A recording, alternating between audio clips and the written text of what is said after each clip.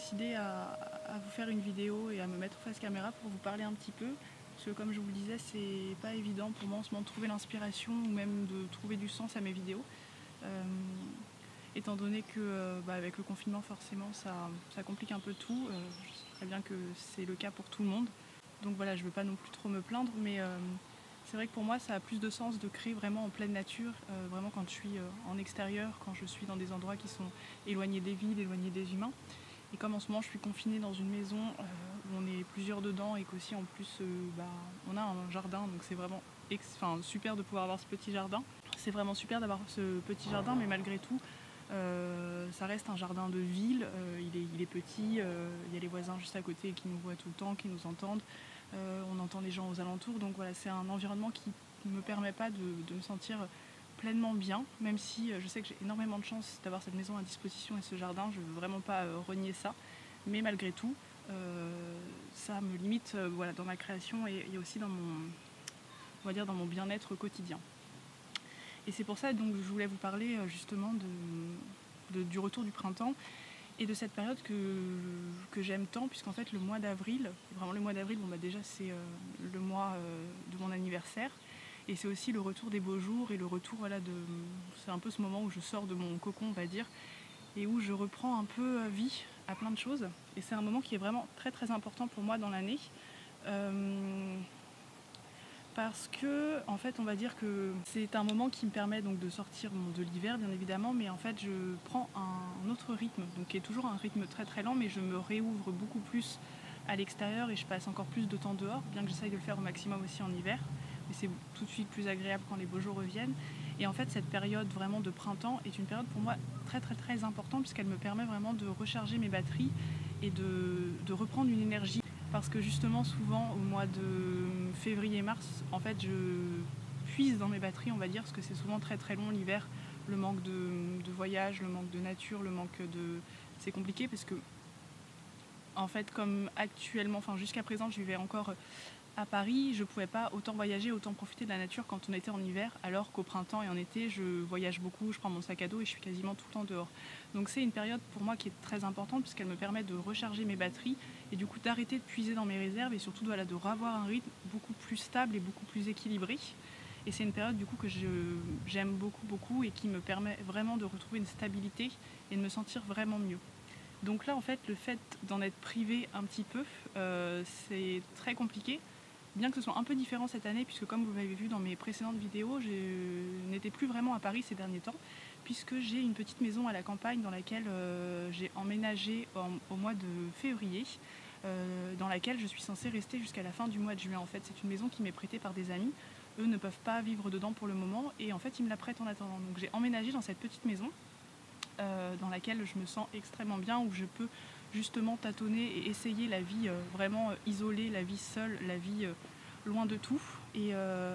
tout en ayant cette stabilité de pouvoir rentrer à Paris de temps en temps, puisque j'ai encore mon appartement à Paris pour le moment, puisque une fois que je vais rendre la maison, j'aurai plus d'autres endroits où aller, donc je retourne à Paris. L'idée ce serait d'essayer de trouver autre chose pour que la transition se fasse directement, mais c'est très compliqué de trouver une maison qui convient aussi exactement à ce que je veux, et étant donné que j'ai des revenus très instables, je sais que c'est compliqué de trouver quelque chose de pas trop cher qui correspond à ce que je veux. Enfin voilà, du coup je suis en recherche, mais j'ai pas encore trouvé mon petit coin de paradis pour remplacer celui dans lequel je suis actuellement. Donc pour moi c'est encore toujours très important du coup cette période. Donc normalement je devais être au mois d'avril et au mois de mai, jusqu'au fin juin dans la maison. Et j'ai fait le choix de ne pas aller me confiner dedans parce que c'était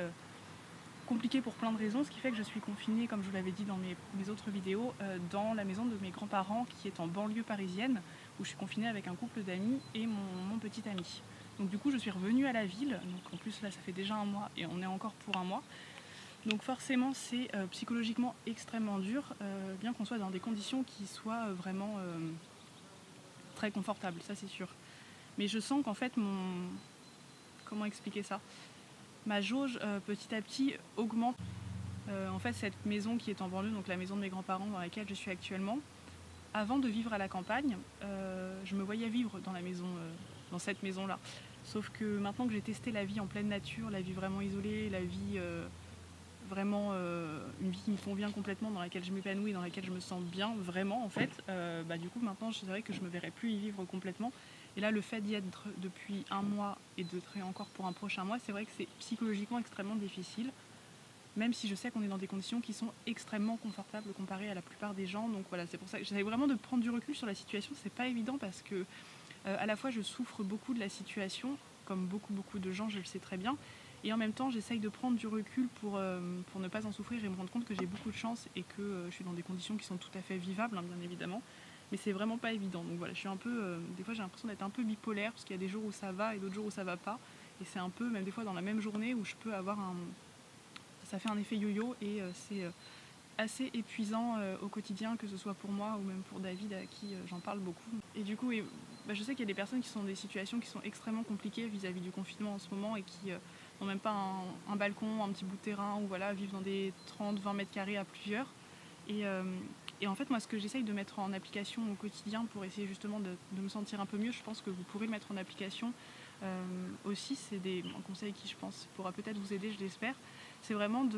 et qui pourra peut-être paraître simple aussi, mais vraiment essayer de chercher le sens de ce conseil, parce que en fait, en l'appliquant, j'arrive vraiment à trouver du bonheur partout. C'est vraiment d'essayer de se concentrer sur le positif. Déjà, ça c'est primordial, d'essayer de vraiment pas être négatif, parce que le négatif va vous emporter au bout d'un moment et vous n'arriverez plus à vous en sortir. Essayez de vous concentrer sur tout ce qu'il y a de positif au quotidien, que ce soit un petit rayon de soleil qui passe à travers votre vitre, un repas que vous ayez fait qui est super bon, que ce soit une fourmi qui rentre chez vous, que vous puissiez regarder, que ce soit plein de petites choses, des reflets dans le ciel, toutes ces petites choses, moi j'essaye vraiment de m'y attarder, et en fait avant je les remarquais, elles me rendaient heureuse, mais c'était plutôt, voilà, j'avais l'impression que c'était un quotidien et que c'était acquis. Et en fait aujourd'hui j'ai vraiment l'impression que tout est en danger n'importe quand et qu'on peut perdre ça n'importe quand. Et donc vraiment le fait de m'y attarder, de me rendre compte de la chance qu'on a d'avoir ces petites choses, de les voir et de voir la capacité aussi de les voir et de les apprécier, ça rend la chose beaucoup plus intense, et le bonheur est beaucoup plus intense, et moi ça me permet vraiment chaque jour de trouver un petit peu de bonheur, un petit peu de sens, un petit peu de tout en fait au quotidien, et ça fait vraiment beaucoup de bien. Donc voilà, donc je sais que c'est une période très très étrange pour tout le monde, et ce que j'essaye aussi de me dire au quotidien, c'est que là en ce moment on vit un moment qui n'est pas agréable, qui nous éloigne un peu de notre quotidien, de nos habitudes, de ce qu'on fait chaque jour, de ce qui nous anime aussi, parce qu'il y a des choses qu'on ne peut plus faire, qui nous font du bien et qui sont importantes pour nous et pour notre équilibre. Moi j'essaye vraiment aussi de me dire que c'est qu'une parenthèse, c'est-à-dire que là pendant 2 mois, peut-être 3, ces choses on ne peut plus les mettre en pratique, on ne peut plus les faire. Moi je parle clairement aussi de la maison à la campagne, parce que j'ai qu'une hâte, c'est de pouvoir y retourner, de pouvoir courir dans les champs, de pouvoir retourner dans la nature comme beaucoup de gens, et en fait je me dis tous les jours ça me manque, tous les jours là, je prends sur moi, je me réveille, c'est pas comme je voudrais, c'est pas comme ça, et c'est pénible, c'est difficile, c'est dur, mais en fait je me dis vraiment que c'est une parenthèse, que ça va durer un temps limité, et qu'en fait on reviendra à tout ça après, ce n'est qu'une question de temps en fait, et le bonheur ne sera que plus grand de retrouver tout ça. Et en fait, il ne faut pas oublier qui on est, c'est-à-dire que pendant 2 mois, 3 mois, on va être obligé de s'oublier un peu, enfin oui et non, parce qu'il y a plein de manières de rester, mais ça pourrait faire office d'une autre vidéo, mais on est obligé de faire une parenthèse sur toutes ces choses qui nous animent et qui nous font du bien, et on y reviendra en fait. C'est juste que là, il nous reste plus presque un mois, j'espère vraiment,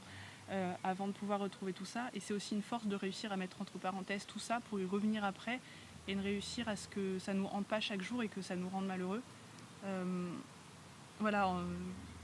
Ça ne fait pas qu'on n'est plus qui on est, on est toujours la même personne, on ne s'oublie pas, on reviendra à tout ça après, et c'est l'essentiel en fait, voilà, c'est juste le plus important. Donc même si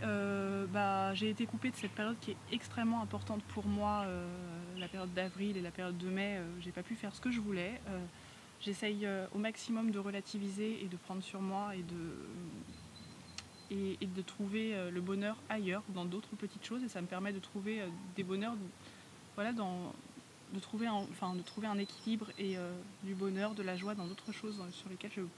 trouvais pas forcément de bonheur avant. Donc potentiellement je risque d'être encore plus heureuse à la sortie du confinement, puisque j'aurais retrouvé ces choses qui me rendaient heureuse. Plus normalement je devrais garder toutes ces autres petites choses qui actuellement me rendent heureuse, en tout cas je l'espère. Donc je me dis que c'est vraiment positif. Et pareil, je rechargerai complètement les batteries après et ce sera différent. Et je l'espère en tout cas aussi réussir à trouver une maison à la campagne à la fin du mois de juin et ne pas rentrer à Paris pour le coup pour qu'en fait ce truc positif qui m'arrivait que quelques mois par an et qui était toujours ce moment très intense en fait soit mon quotidien juste tout le temps et que j'ai plus à stresser de ne plus avoir ces moments là puisqu'en fait ça fera partie de mon quotidien. Donc voilà, je voulais vous parler un petit peu de ça, bien que du coup ça fasse que je vous raconte un petit peu ma vie. Donc j'espère que ça vous plaira quand même. J'ai aussi envie de vous donner un peu des nouvelles parce que vous avez été nombreux à me dire que mes vidéos vous manquaient et que vous étiez inquiets de savoir comment ça allait. Donc voilà. C'est vrai que c'est pour ça que je tenais pas spécialement à faire des vidéos tout de suite parce que j'avais l'impression de ne pas avoir grand chose à raconter. À part vous raconter ma vie. Donc j'espère vraiment que ça vous plaira et que ça vous ennuiera pas. Et puis parlez-moi de vous dans les commentaires, j'aimerais bien savoir comment se passe votre confinement, comment vous vivez cette période et comment vous envisagez la suite. Et puis aussi, quelles sont vos sources de bonheur au quotidien et comment vous arrivez à trouver l'équilibre et à supporter tout ça si c'est difficile pour vous. Même si j'ai pas beaucoup d'inspiration ici et que c'est un peu compliqué pour moi de vous faire des... Enfin, j'ai l'impression de vraiment me forcer pour faire des vidéos, c'est un truc que j'aime pas trop. J'ai quand même hâte de pouvoir reprendre mon rythme normal et de pouvoir vous refaire ce que je fais habituellement et en tout cas de retrouver une envie de partager, une envie de faire des vidéos et de faire de belles images comme j'essaye de le faire à chaque fois. Si jamais vous avez un besoin ou une envie de vidéo particulière ou d'un thème, dites-le moi aussi, ça pourrait sûrement me motiver, en tout cas pendant la période de confinement. Si je sais que c'est une vidéo que vous attendez, ça va sûrement me motiver beaucoup plus à la réaliser. Donc voilà, je vous souhaite beaucoup de courage pour les semaines qui restent et pour la suite. J'espère que tout va bien et je vous embrasse et je vous dis à très vite.